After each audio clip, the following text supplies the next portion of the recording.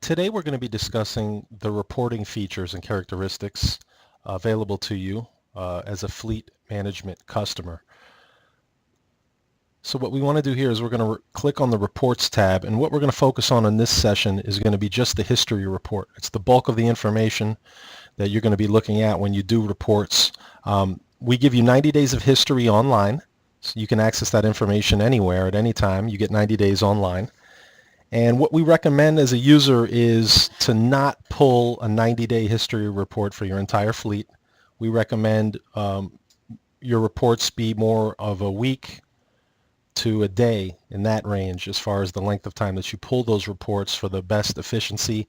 It is a lot of information. It's easier to manipulate and to store and to understand that information when you pull it in smaller segments. So what I'm going to do now is I'm going to pull up the history report for one particular vehicle, and from there we'll do some interesting things with the report on how to manipulate, how to filter, and see some of the information, how to create landmarks from the report page as well. So you select the vehicle that you want. That vehicle is going to get listed here at the top. I can do a history report for just today, and I've got many options up to a custom date or the last hour. I'm going to keep it on history report for right now. I want addresses only. I'm going to have it in standard time, and I want the information to come newest to oldest.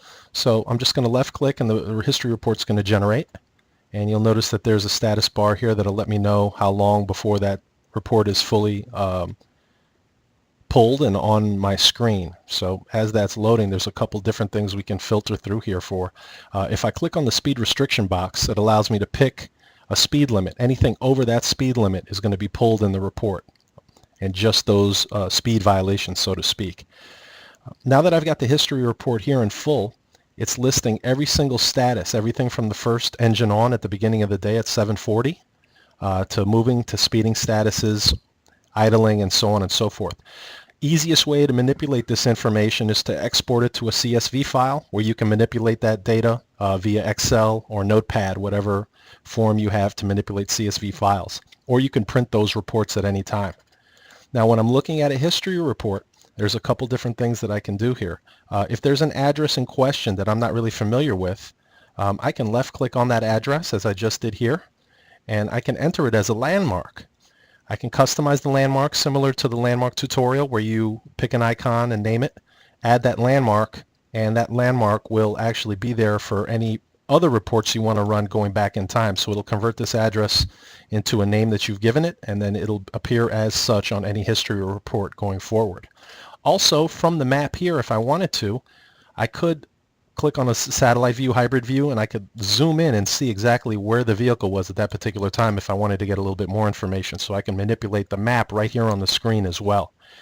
If I wanted to filter, I could filter using any one of the statuses in the status section.